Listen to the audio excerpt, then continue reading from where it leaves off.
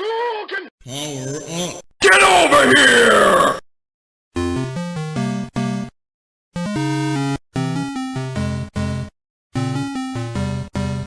Hey, everybody out there on YouTube. Once again, it's the three middle-aged dudes just bullshitting about nothing. We're continuing our Geek Week in Review with some video game news. We've got some news about Nintendo. Very, very exciting things. Well, some exciting things, some things not so exciting. First thing about Nintendo that broke earlier this week is the fact that Nintendo has made it official. They are going back to their original brand logo. If you aren't a child of the 80s, like ourselves, you may not know the significance of seeing the red oval with Nintendo's name in it, but that just brings back really, really fond memories for us.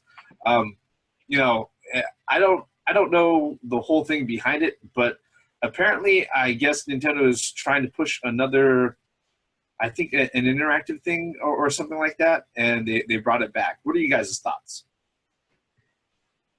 Out with the new and in with the old, I guess. In with the old as far as what?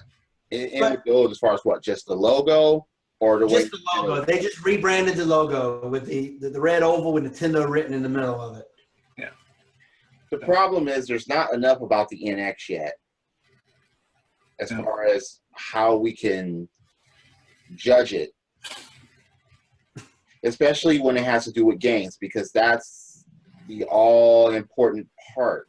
You know, with that, Nintendo is the only gaming company. Everybody else does other things.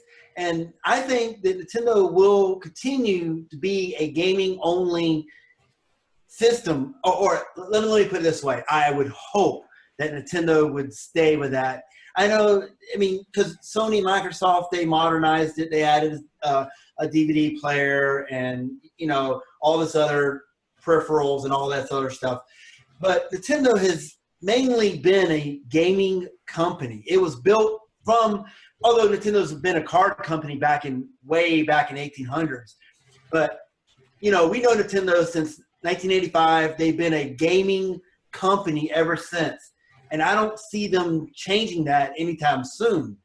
But, you know, with so much unknown on the horizon with the NX, you know, I mean, we could look at the rebranding as a good thing. Maybe they're trying to go back to their roots, you know, trying to capture that magic that they had back in, you know, 1985.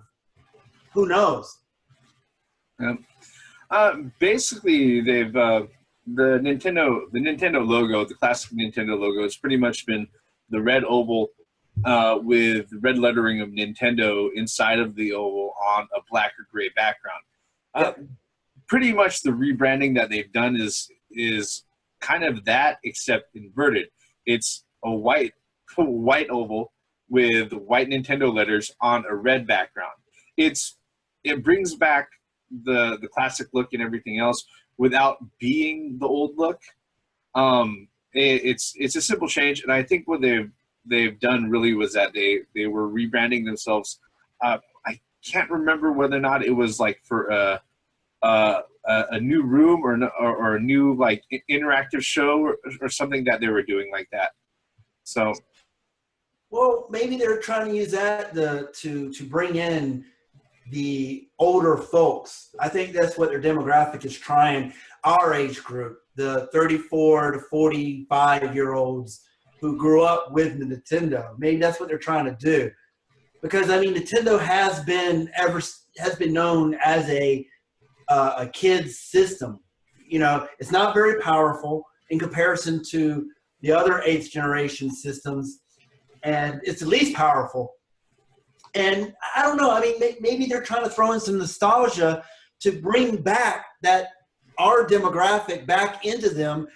And, you know, but I have to say, it all comes with games. There's got to be games, you know, there's got to be third-party support, or this won't work. So, again, we don't know what Nintendo's doing. But, I mean, change is good. Any thoughts, Liam? I'm trying here. Okay. Nintendo, going back to their roots, it wasn't Nintendo that shifted in the first place. Yeah. It was the times and third party. Nintendo basically needs to understand that they just can't focus on one demographic. They focused with the young and then they focused with the old. They need to come somewhere in between. Yep. They have to be in the middle. And it's not to say that they should lose their focus, but they should have all-around gaming. Yeah. But the problem with that now is that there are a lot of people that just don't trust Nintendo like they used to. They even when you hear the word Nintendo, oh no, kid shit. That's what people jump to conclude that. It is synonymous with a kid system. I mean, just like when we were in the video game store, when you mentioned Nintendo, what was the first thing out of their mouths? Oh, that system? Well, and here's the thing. Here's a funny thing. All right. Everybody sits there and says, oh, yeah, I used to play with my Nintendo as a kid. Because guess what? They were the first fucking ones there aside from Atari. All right? Like the theme has said many times, whether or not you say it, you owe your gaming life to Nintendo. Yeah. Because Atari, even though they set the industry up and they created basically the market for the entertainment genre and everything, they're also the ones who fucking tanked it. Okay? You got to remember that E.T. was not the only fucking title in that fucking landfill in Alamogordo, New Mexico. All right? They had thousands, tens upon thousands of Atari cartridges in that fucking landfill.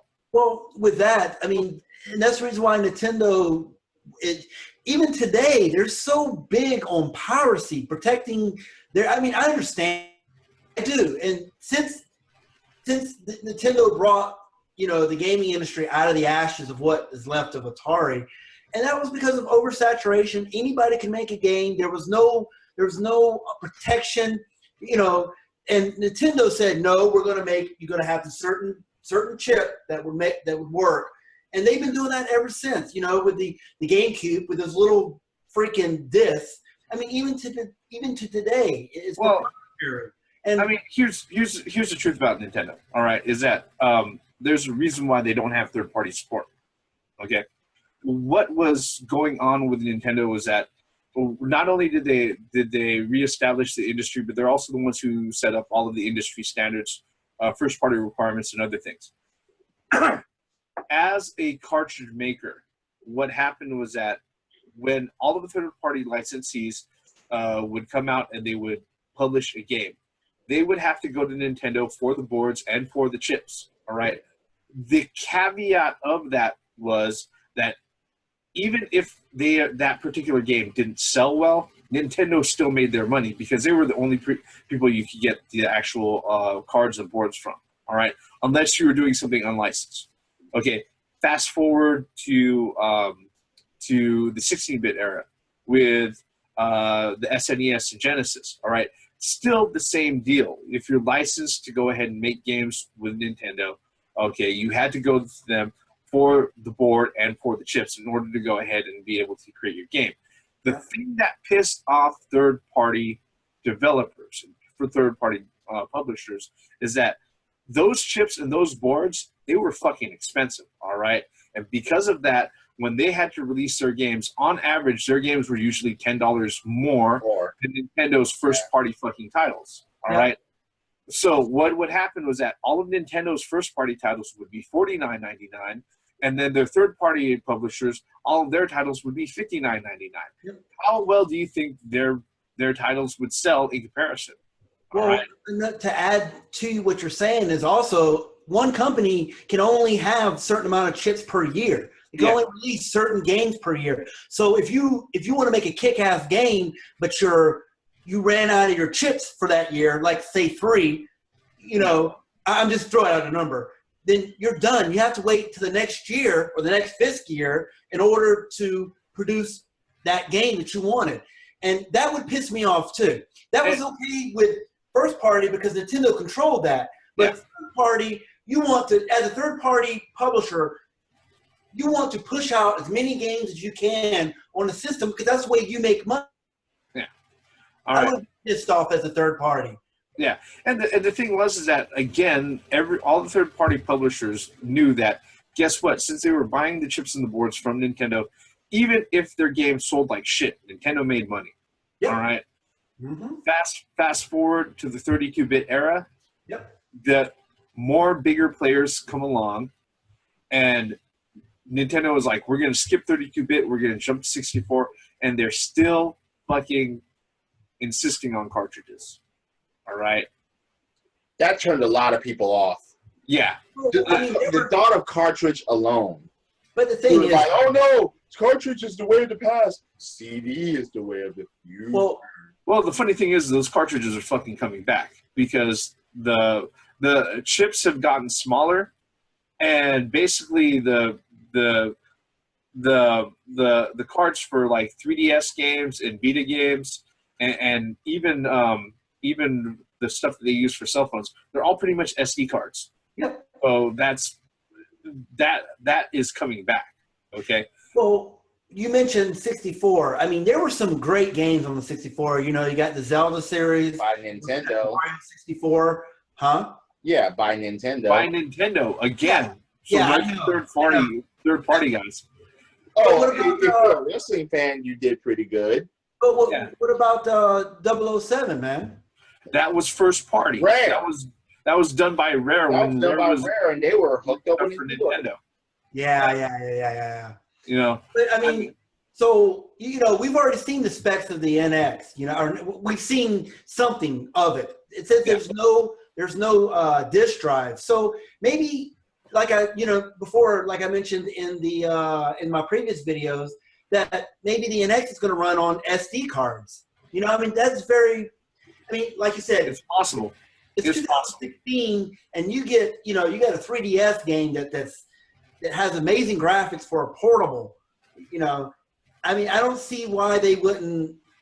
I mean, that's the best way that Nintendo can control their properties. But would third party go with it? It depends on whether or not the gap for manufacturing, as far as whatever cards they're using, isn't as huge as it used to be for cartridges over DVDs or CDs like it was before. All right.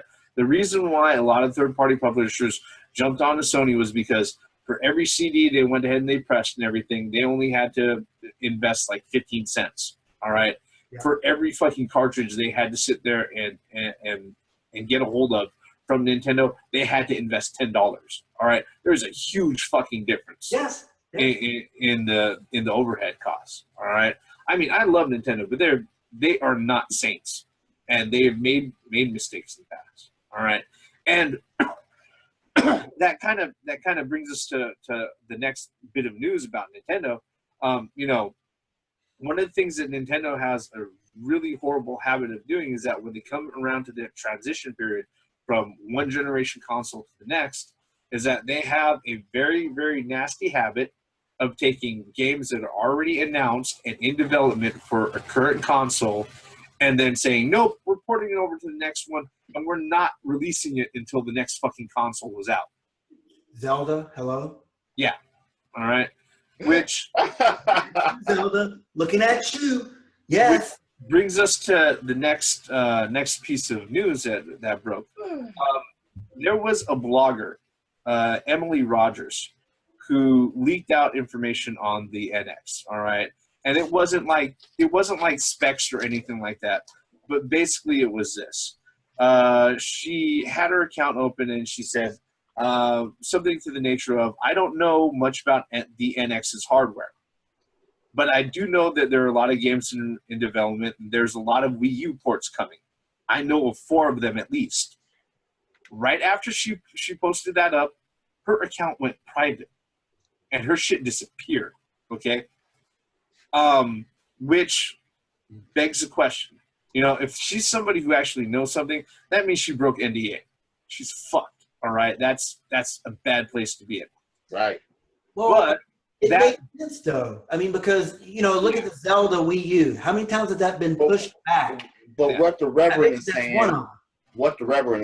is like, for one, she shouldn't have broke that.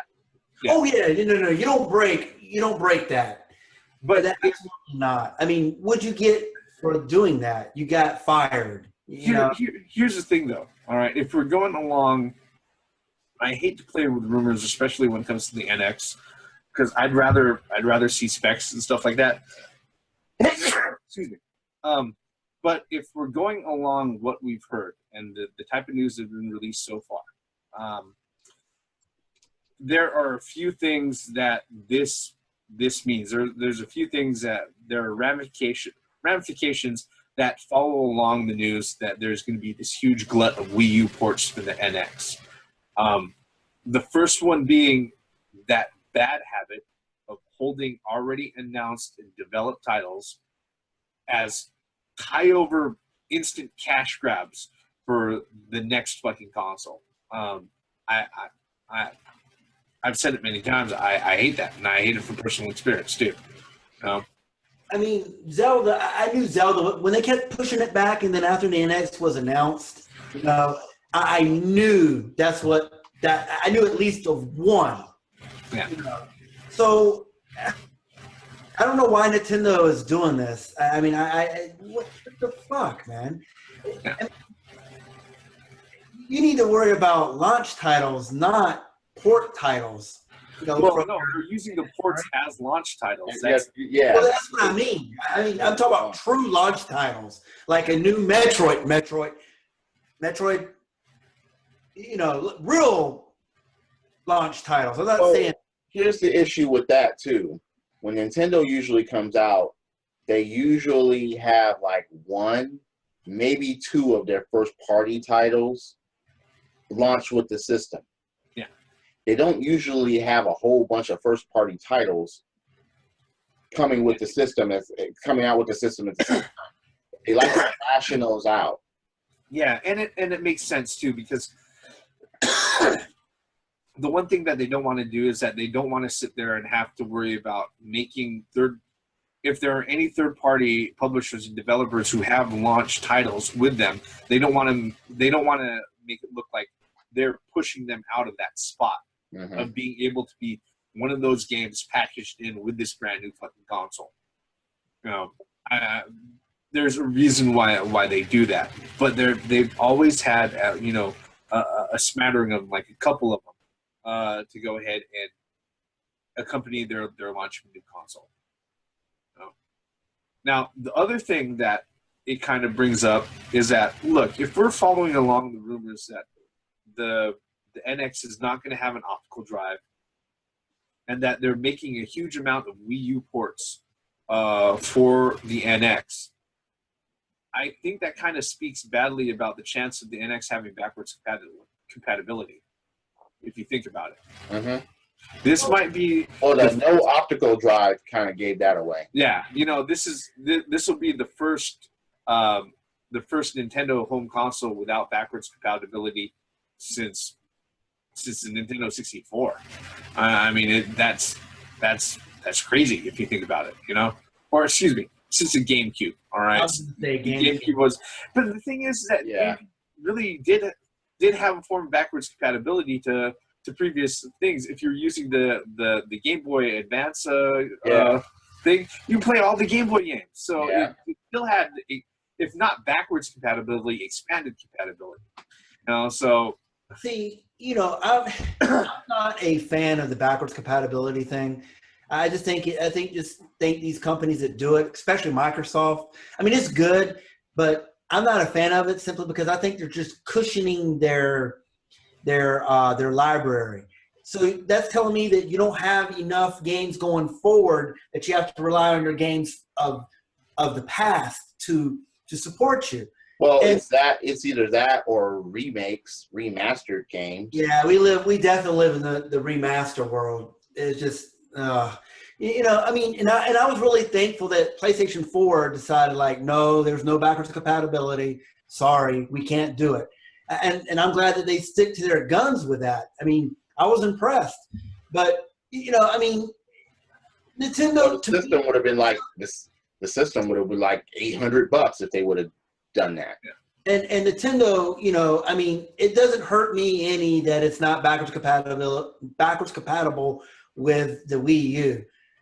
I mean, if they're going to make ports, but my point is, why would at this day and age, okay, the Wii U wasn't a successful console. No, it Why wasn't. make it backwards compatible with that? Exactly. My whole thing is I like having a fucking choice. All right. Well, that's true. The cool thing, Absolutely, 100%. I'm agree. Choice is good. I've always said that forever. Choice. Yeah. I love having the choice. My whole thing is that, look, when I'm sitting there, I'm looking at my entertainment center, and I have to sit there and do the whole what's that game console Jenga. We've all been I there. We've all been there. Look, when I have consoles that are actually backwards compatible, and I have to sit there and like I said, play for space and shit like that, find out which one is going to lose its spot on the entertainment center. The ones that are backwards compatible are going to help me because I'm like, hey, look, this one's backwards compatible, and these one or two other consoles that are sitting there, I can move them out of the slot without having to sit there and relocate my fucking games to where that console is going to end up. You know? And are you really going to play that one console that much to move it? And that's the problem. Yeah, you know, that's the thing. You know, I mean, if in my perfect imaginary world, I would have, you know, I don't know, a 200 square foot fucking living room with a huge projector screen, and then just library shelves filled with my shit. All right, you know, multiple fucking selectors and everything. This huge custom thing for where everything will have its fucking slot. But I don't. All right, and most people don't either. They've got to sit there and fight for shelf space. In which case, backwards compatibility is a blessing. All right. See, as long as backwards compatibility is done right. Yeah, 100% right. It actually works, you know. And the cool thing about the backwards compatibility, as far as the Nintendo consoles go, is that it's always been on a hardware level. It's never been fucking emulation. All right. True. So I can sit there, GameCube backwards compatibility for the Wii. I could pull any fucking GameCube game, throw that bitch in there, and it's, you know. Yeah. I'm. Same thing with the Wii U to the Wii. I can take any of the Wii games to the Wii U. I can throw that bitch in there. Maybe the NX is going to be compatible with 3DS games. Well, I mean, that's what I'm thinking. I'm thinking that the 3DSs are actually controllers for the NX. No, it might. The funny thing is that was, I think that was one of the things that they were hoping would happen with the Wii U, as far as using the 3DS as a controller. They're really similar to what they did with the GameCube and the Game Boy Advance with the link cables. Yeah. This time you wouldn't have to worry about the wire. But the thing is, though, we live in a world where we have wireless controllers now. Yeah, so, that's the reason why the 3DS would fucking work with that. Yeah. Okay. I'm saying. So it's available. It's just that you just got to do it. No. But with me, with the NX, we like you said before, Reverend, you know, and I think the theme mentioned this, we know so little about the NX. And all this is rumors and guesswork. Yeah. You know, of course, that woman who tweeted that stuff, you know, she messed up her NDA and that's it. She's gone. You know, and she deserves to be gone. And it's just wait a couple of months. E3 is in a couple of months. That's what I'm saying. You don't do that. I mean, I hope it was worth it for her. You know, I doubt it. Having a steady job is. But anyway, we know so little about the NX right now, and E3, like you said, thing is like what 3 months away. Yep. So I'm sure as soon, you know, as the months get closer, Nintendo's notorious for doing those Nintendo Directs, you know, as we get closer and closer to E3. So, you know, stand by, I guess. You know, we'll see what's going on. Now, I mean, there unfortunately there's too many unanswered questions for the NX. I'd love to see something concrete. I think all of us would love to see something concrete. I mean, any final thoughts? Anything else that we need to interject on this subject? Nope. Like I said, there's so many unknowns. There's too many variables in this equation right now. There's no way we could solve it. So we just got to wait. We got to play that waiting game. And next couple months, we'll definitely find something out about the NX. And you'll hear it first. Channels, all 3 of these channels, all 4 of these channels, you'll hear it. You know, as long as at E3 they give us something. They don't just bury us with, oh, okay, yeah, you still know that it's coming, but we have nothing for you. I don't think Nintendo would do that. They'd be what? stupid.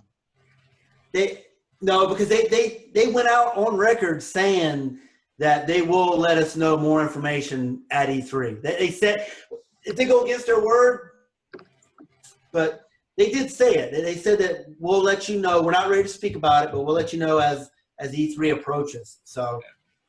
Yeah, as E3 approaches, but will that? Okay, the problem is games. Like you guys were saying, okay, you're gonna have a lot of GameCube. You're gonna have a lot of Wii U games going on the freaking NX. That's gonna just basically be piggyback off it. So, are you gonna see a Super Luigi or Super Mario Wii U on the NX? Why the fuck would that make sense? Make a fucking another Luigi game and put it on there. Make some new shit. Make another fucking Metroid. Make another, make another Donkey Kong Country, if you please. This is my prediction. There's going to be a Star Fox on the NX. That's probably going to be it's going to be the Star Fox. Definitely the Zelda Wii U. I bet you those are 2 of the games that's going to be ported over. I mean, it's obviously got to be something that's already, I don't know. But again, it's speculation. Hopefully, we'll be able to find things out. And when that time has come, even if it's a week later than the announcement has been made, you'll hear about it from us, folks. Thank you for spending the last 25 minutes with us. We are the 3 middle-aged dudes just bullshitting about nothing. This is our take on the Nintendo news this week.